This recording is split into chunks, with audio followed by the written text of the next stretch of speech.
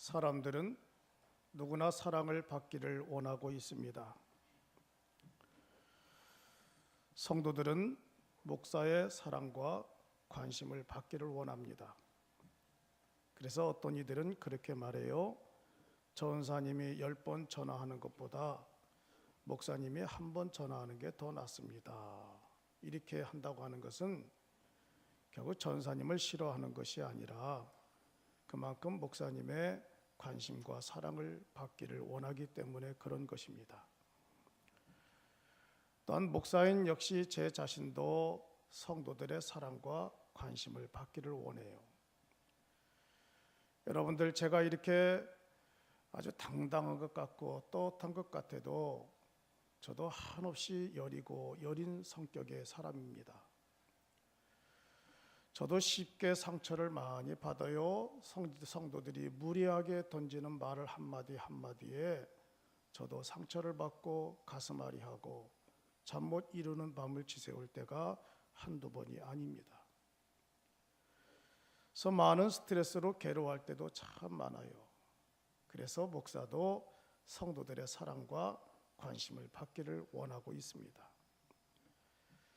자녀 역시도 마찬가지죠. 자녀들도 부모의 사랑과 관심을 받기를 원해요.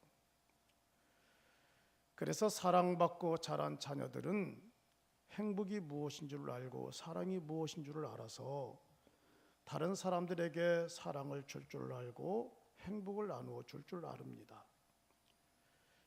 그런데 역기능적인 가정 속에서 자란 자녀들, 사랑받지 못하고 늘 상처와 공격 속에서 자란 자녀들은 행복이 무엇인 줄 몰라요.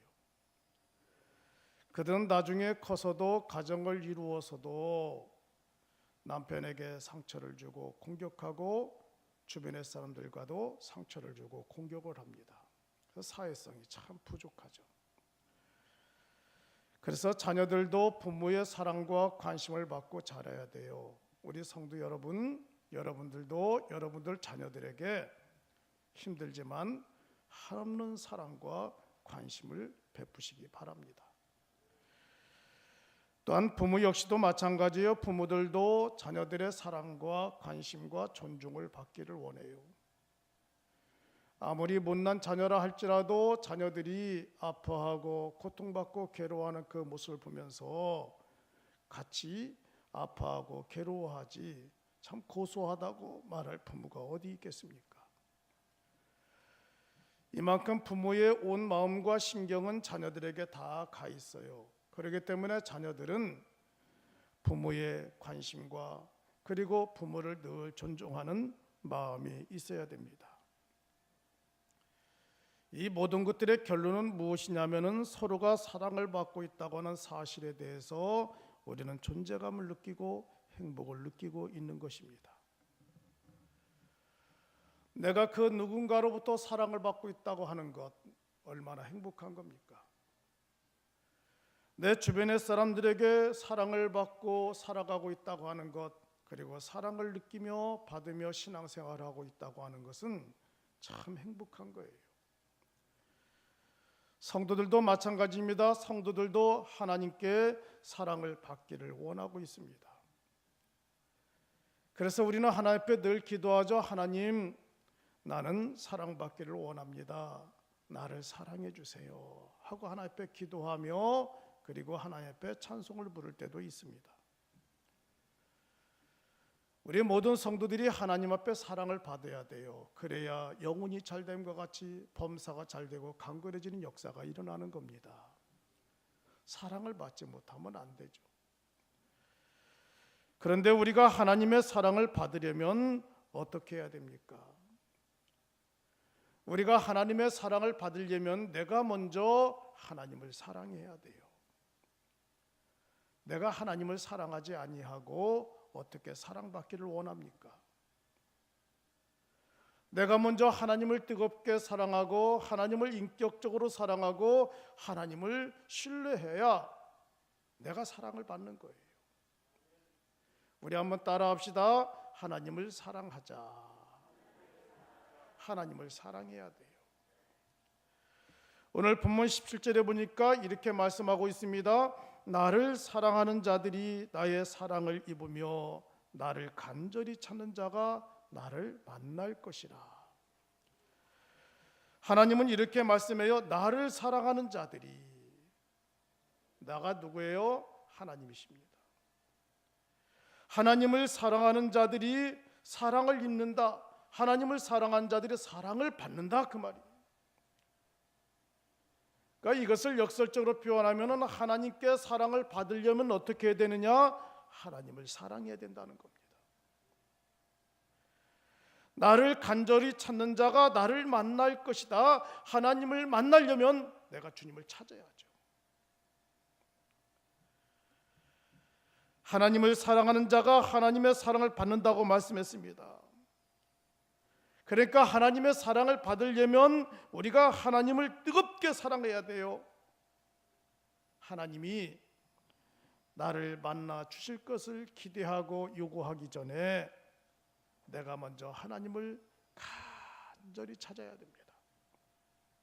그리하면 하나님께서 만나 주신다고 말씀했어요.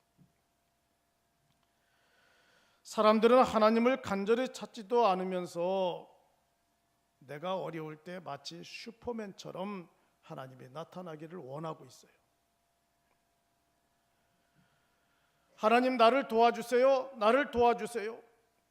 하나님의 도움을 받으려면 내가 먼저 하나님을 사랑해야 되는데 하나님을 사랑하지 않으면서도 하나님 나를 도와주세요 이런단 말이에요. 이것은 바로 이기적인 사랑이란 말입니다. 하나님을 만나기를 원하면 내가 하나님을 찾아야 돼요. 하나님을 만나고 하나님을 사랑하고 하나님을 찾는 가장 아름다운 방법이 무엇인지 아십니까? 하나님을 만날 수 있는 방법, 하나님의 사랑을 받을 수 있는 방법, 하나님을 찾을 수 있는 방법이 무엇이냐면 하나님이 가장 좋아하시는 것이 바로 예배란 말입니다. 이 예배를 통해서 하나님을 만나는 거예요. 하나님이 제일 좋아하시는 분이 누구냐? 예배를 소중히 여기고 귀하게 여기는 사람을 주님이 소중하게 여기십니다. 또한 예배를 통해서 하나님을 찾아야 되고 하나님을 만나야 되고 찬양을 통해서 하나님을 찾아야 되고 하나님을 만나야 돼요. 더 중요한 것은 말씀을 통해서 하나님을 만나야 되는 겁니다. 우리가 성경을 통독하면서 성경을 읽어가면서도 주님을 만나지만은 또한 이렇게 예배를 통해서 강단에서 선포되는 말씀을 통해서도 하나님의 음성을 듣는 거예요.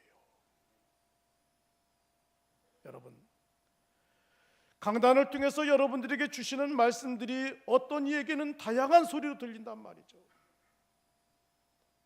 어떤 이는 마음껏 위로하는 말씀으로 들려요. 그래서 예배를 마치고 나갈 때는 어떤 성도는 눈시울을 적시면서 오늘 목사님 그 말씀을 다 나에게 주시는데 얼마나 은혜가 되는지 감사합니다, 감사합니다 하면서 제 손을 덜썩 붙잡고 나가는 성도들도 있어요.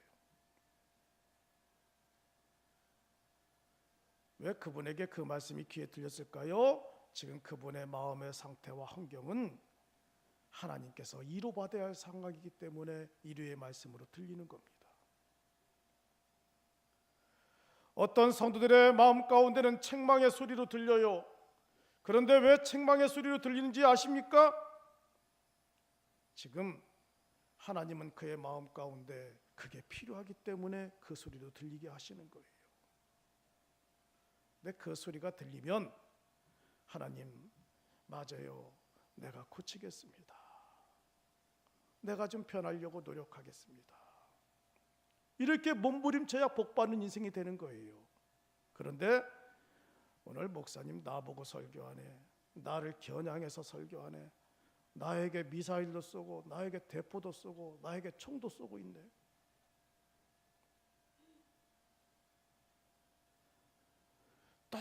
똑같은 말씀을 들으면서도 왜 적용이 달라요? 여러분, 목사가 그만큼 누구를 겨냥해서 설교하는 설교 아니란 말이죠. 늘 준비하고 기도하고 묵상하면서 전하면 어떤 에게는 위로의 말씀으로 들리고 어떤 사람은 책망의 말씀으로 돌리면 그 말씀 붙잡고 하나님 아멘 아멘 해야 되는 거예요. 말씀을 통해서 하나님을 만나야 되는 겁니다. 여러분도 기도를 통해서 하나님을 만나야 돼요. 기도를 통해서, 기도는 하나님과 나와의 생명의 젖줄이란 말입니다. 기도하지 않고는 주님을 만날 수가 없어요. 3주 전에 제가 너무나 아프고 힘들었습니다.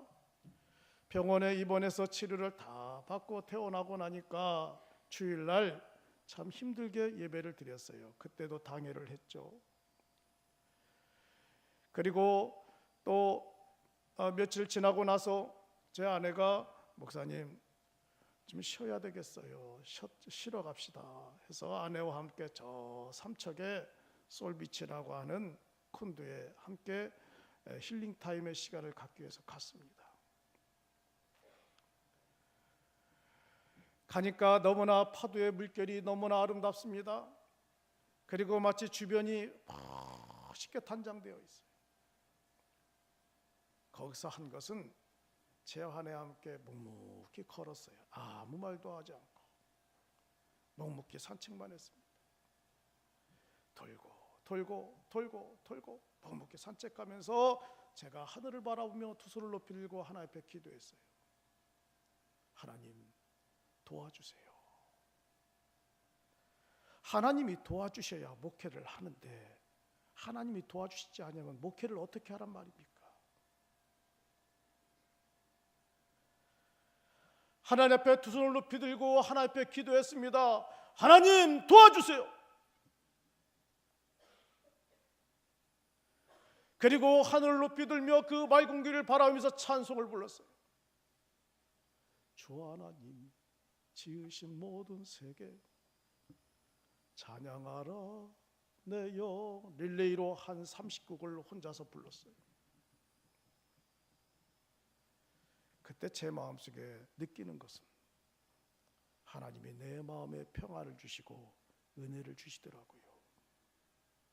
저는 그것을 우리 하나님이 너무나 기뻐하신다. 무엇으로? 찬양하며 기도하며 늘 주님과의 만남의 시간을 가지니까 주님이 기뻐하신다는 거예요. 내가 하나님 앞에 사랑을 받으려면, 주님을 만나려면 내가 먼저 하나님을 사랑하고 내가 먼저 하나님 앞에 예배하고 기도하고 찬송하고 말씀으로 늘 교통하는 그런 시간을 가져야 돼요. 우리가 이렇게 하나님을 사랑하면 하나님은 우리를 사랑하시는데 하나님께서 왜 저희들 보고 너희들이 나를 사랑해야 된다고 말씀하시는지 아십니까? 하나님께서 우리에게 주실 것이 너무나 많기 때문에 그래요. 18절에 보니까 이렇게 말씀합니다. 부귀가 내게 있고 장구한 재물이 있도다. 그러니까 주님에게는 무엇이 있느냐? 부유함이 있고 많은 재물이 있다라는 거예요. 하나님께서는 부귀와 많은 재물을 가지고 있는데 이 재물을 주기를 원하는 거예요. 누구한테 주기를 원하느냐? 나를 사랑하는 사람들에게 주기를 원한다라는 거죠. 나를 찾는 사람들에게 주기를 원하고 나한테 기도하는 사람들에게 주기를 원하고 나를 사랑하는 사람에게 주기를 원하는데 여러분, 사랑하지 않는 사람들에게는 주님이 계획도 없어요. 나를 만나기를 싫어하고 나와 함께 교제하기를 싫어하는 사람들에게는 주님이 가지고 있는 많은 부귀와 재물을 줄 생각을 안 하신단 말이에요. 주님이 이렇게 말씀했어요. 부귀가 내게 있고 장구한 재물이 나에게 있도다. 이 많은 재물과 이 많은 부유함을 하나님을 사랑하는 사람들에게, 하나님을 찾는 사람들에게, 하나님을 늘 만나기를 원하는 사람들에게 부유하게 나누어 주기를 원하고 계신단 말이에요. 그러니까 여러분, 이제부터 우리 기도의 패턴을 바꿔야 돼요. 하나님 뭐 주세요, 뭐 주세요, 뭐 주세요, 뭐 주세요, 주세요, 주세요라고 기도하기보다는 더 중요한 것이 내가 먼저 하나님을 사랑해야 돼요. 하나님을 인격적으로 만나고 성숙한 인격이 돼야 되고 변화되는 인격이 돼야 되고 은혜로운 인격으로 변화돼야 하나님께서 가지고 있는 이 수많은 재물과 물질들을 우리에게 쏟아 부어주시는 겁니다. 근데 우리는 다르잖아요. 하나님을 뜨겁게 사랑하기보다는 주세요, 주세요, 주세요, 주세요. 성도 여러분, 이제 우리의 입으로 우리의 마음으로 하나님 사랑합니다. 사랑합니다. 내가 주님을 인격적으로 신뢰하고 믿습니다. 늘 고백하며 살아가는 성도들 되시기를 바랍니다. 그런데 이렇게 하나님을 사랑하는 사람들에게 하나님을 사랑하는 것이란 어떤 것인가요? 하나님을 사랑하는 게 뭐예요? 첫째로 하나님을 사랑하는 것은 하나님의 말씀에 순종하는 겁니다. 따라합시다. 순종하자. 하나님의 말씀에 순종하는 거예요. 요한일서 5장 3절에 보니까 하나님을 사랑하는 것은 하나님의 계명을 지키는 것이다. 다른 거 없어요. 하나님을 사랑하는 것은 하나님의 계명을 지키는 거예요. 이 계명이 뭡니까? 하나님의 말씀이란 말이에요. 무엇에 순종하는 겁니까? 하나님의 말씀에 순종하는 거예요. 내가 하나님을 사랑하는 자라면 하나님의 말씀 앞에 철저하게 순종하며 살아가야 돼요. 요한복음 14장 21절에 보니까 나의 계명을 가지고 지키는 자라야 나를 사랑하는 자니 나를 사랑하는 자는 내 아버지께 사랑을 받을 것이요 나도 그를 사랑하여 그에게 나를 나타내리라. 그러니까 철저하게 말씀 앞에 순종해야 된다는 거죠. 그러니까 하나님의 말씀 앞에 순종하고 그 계명을 지키는 자에게는 하나님께서 보여주신다고 그랬어요. 뭘로 보여주셔요? 여러분들 앞에 하나님의 그 존엄하고 거룩한 그 인물, 그 모습이 그대로 여러분들이 보여주시나요? 사람들이요, 나는 하나님을 봤다, 하나님을 봤다 그러는데, 야, 하나님을 봤는데 하나님의 모습이 어떻게 생겼느냐? 눈에 보이는 그림으로 표현하려고 그래요. 여러분, 그런 경우는 특별한 경우죠. 꿈속에서 만나기도 하고 특별한 경우예요. 그런데 하나님을 보여주신다고 하는 것은 그런 것보다는 말씀을 통해서 나에게 보여주신다는 거예요. 말씀을 통해서 검증이 돼야 되는 거죠. 말씀을 통해서 나를 보여주시고 말씀을 통해서 깨닫게 하시는 거예요. 출애굽기 15장 26절에 보니까 하나님의 말씀에 순종하면 애굽 사람에게 내린 모든 질병 중 하나라도 너희에게 내리지 아니할 것이요 순종하는 그 사람에게 나는 치료하는 하나님이 될 것입니다. 얼마나 멋있는 하나님이에요. 순종하는 자에게 애굽 사람에게 내린 모든 질병 하나라도 너희에게 내리지 않는다. 그 말은 무슨 말입니까? 너희들을 보호해 주신다 그 말이에요. 나는 치료하는 하나님 될 것이다. 그 말은 우리가 어떤 질병에 걸린다 할지라도 하나님이 우리와 함께 하신다는 거예요. 어느 집사님이 마음에 화병이 걸리고 말았습니다. 여러분, 화병에 걸리면 어떻게 되는지 아세요? 사람 미치는 거예요. 화병에 걸리니까 혈압도 오르고 안압도 올라요. 그리고 잠을 이루지 못해요. 여러분, 어떤 분이 그러더라고요. 차라리 일로 시달리면은 일은 열심히 밤새도록 일하고 그 다음날 푹 자면 되는 거예요. 근데 사람으로 시달리면은 잠을 못 자요.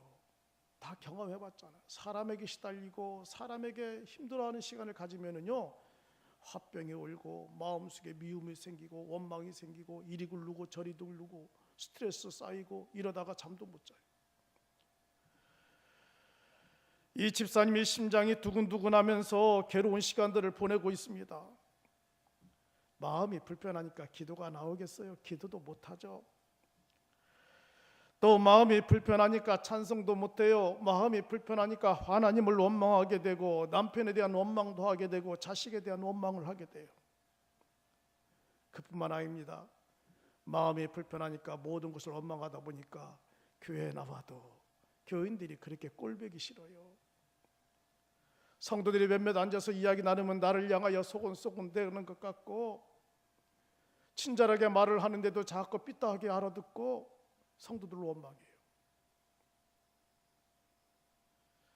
교회를 안 나와요. 그래서 목사님이 그 가정에 신방을 했습니다.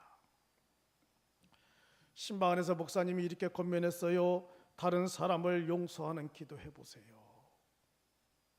자꾸 원망하고 미워하는 마음을 가지니까 집사님께서 기도하지도 못하고 더 불편한 시간들을 갖고 있지 않습니까?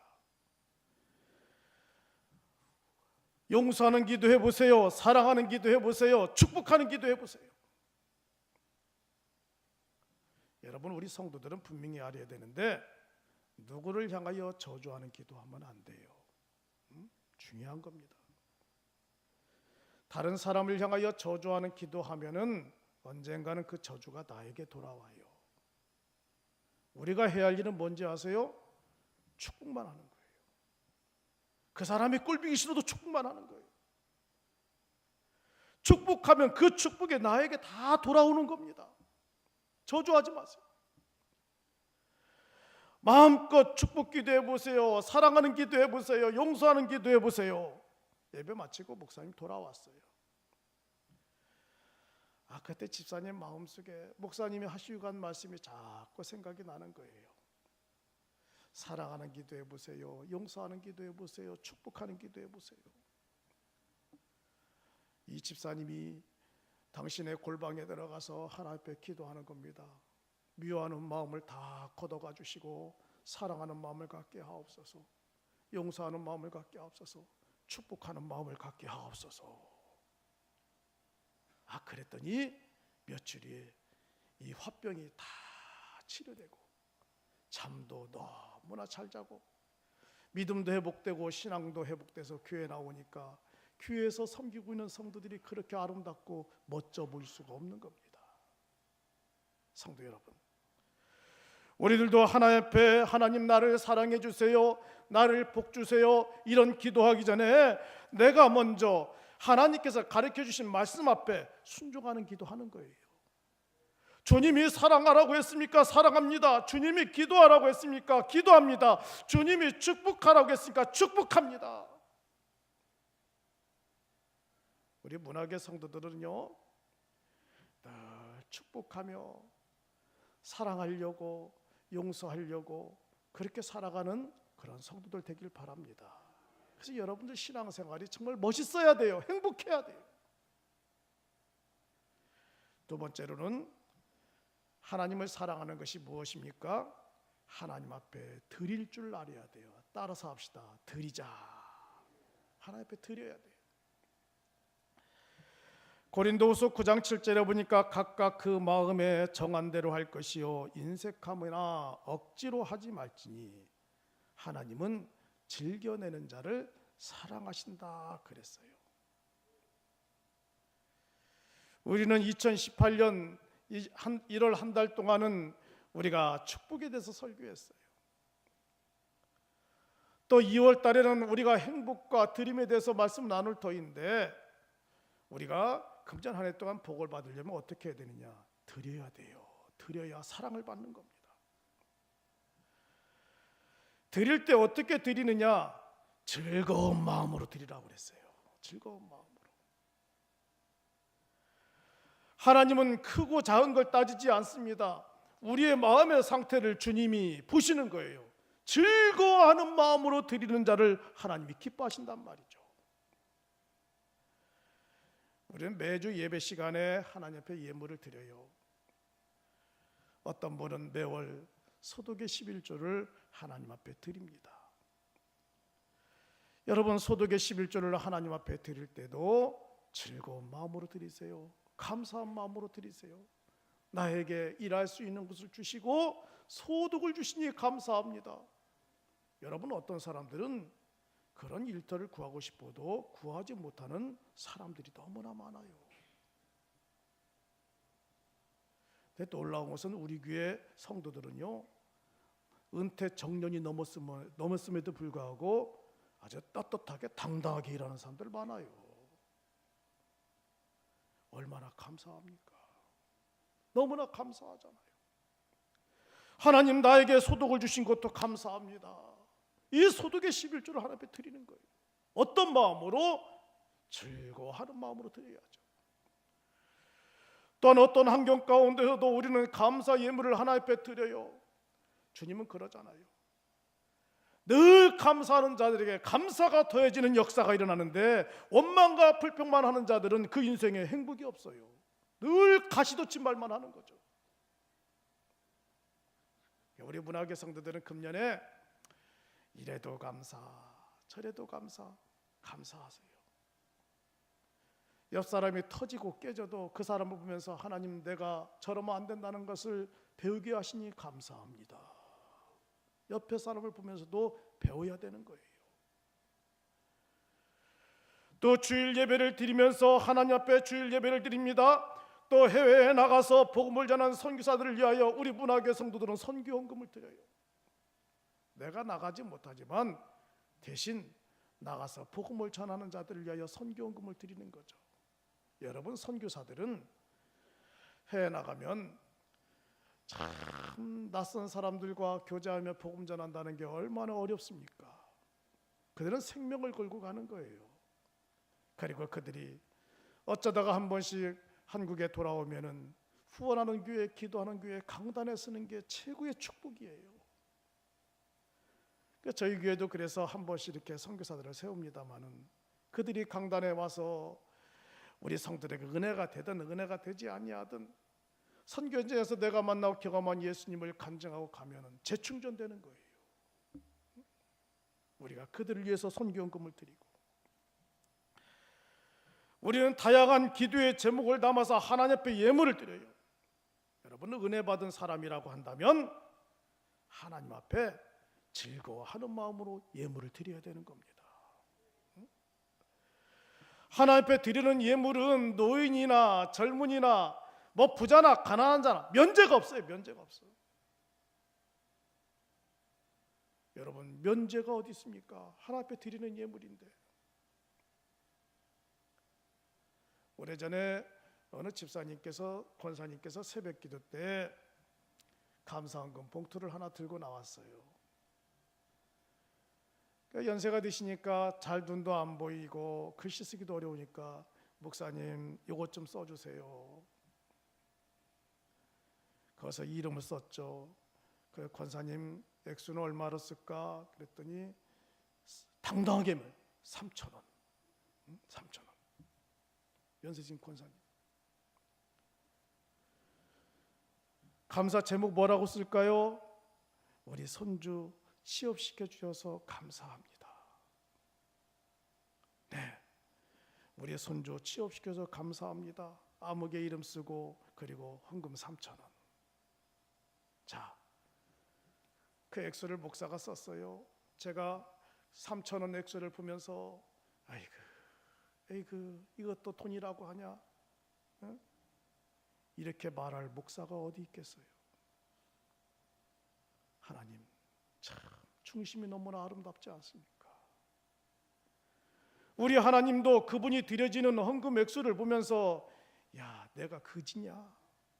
이렇게 말을 하나님이 아니잖아요. 그래, 하나님의 중심이 뭐냐? 감사할 수 있는 마음이 있다는 게 너무나 좋은 거예요. 이것도 하나님 앞에 감사하고 사랑의 표현을 할 수 있다는 게 너무나 감사한 겁니다. 성도 여러분, 우리 사랑하는 성도 여러분들은 크고 작음이 중요한 게 아닙니다. 하나님 앞에 늘 감사하는 마음으로 내 믿음의 예물을 드리면 되는 거예요. 이게 바로 복이란 말이죠. 그래서 성경에 보니까 연보라는 게 있어요. 연보라고는 헌금이라는 거죠. 연보는 성경 원어상의 복이라고 하는 뜻이에요. 그러니까 연보를 드린다, 헌금을 드린다, 그 말은 복을 드린다는 거예요. 복. 농사꾼들에게는 씨앗이 있습니다. 이 씨앗을 뿌릴 때 금년에 농사 망쳐라 이런 마음으로 씨앗 뿌리나요? 금년에 풍년이 될 줄로 믿습니다. 잘 될 줄로 씨앗을 뿌릴 때 축복의 마음으로 씨앗을 뿌리는 거예요. 우리가 하나님 앞에 예물을 드릴 때 축복의 마음에 복을 심는 겁니다. 그래서 오늘 본문 21절에 보니까 이렇게 말씀합니다. 나를 사랑하는 자가 재물을 얻어서 그 곳간에 채우게 하려 함이라. 얼마나 멋있어요. 하나님을 사랑하는 사람들이 하나님을 사랑하면 재물을 얻어서 그의 곳간을 하나님이 가득 채워주신다는 거예요. 그러니까 여러분들 복 받는 비결 알았죠? 아이 나는 뭐 돈 1,000원밖에 못해 2,000원밖에 못해. 여러분 그런 마음 가질 필요가 없어요. 하나님은 내 중심을 아시는 하나님이에요. 우리 권문석 전사님이요 1,000번째 예물을 드려요. 매일 새벽마다 매일 예배 시간마다 1,000번째 예물을 드려요. 그 액수는 큰 돈이 아니에요. 전사님 마음과 믿음을 담아서 하나님 앞에 드려요. 그리고 저는 지금까지 그렇게 기도를 많이 해본 적이 없는데 1,000번째 예물을 드릴 때마다 저는 매일 기도해줘요. 그래서 내 전사님께 약속했어요. 전사님 예물을 드리는 사람의 복을 더 많이 받나 축복 기도해주는 사람이 더 많이 받나 시합하자. 근데 요즘 보니까요 우리 전사님이 표현을 하지 않지만 복을 많이 받았어요. 많이 받았어요. 여러분 하나님 앞에 드리는 자, 이 기뻐하는 마음으로 즐거워하는 마음으로 드리는 자를 하나님 복을 주세요. 하나님을 사랑한다고 하면 드려야죠.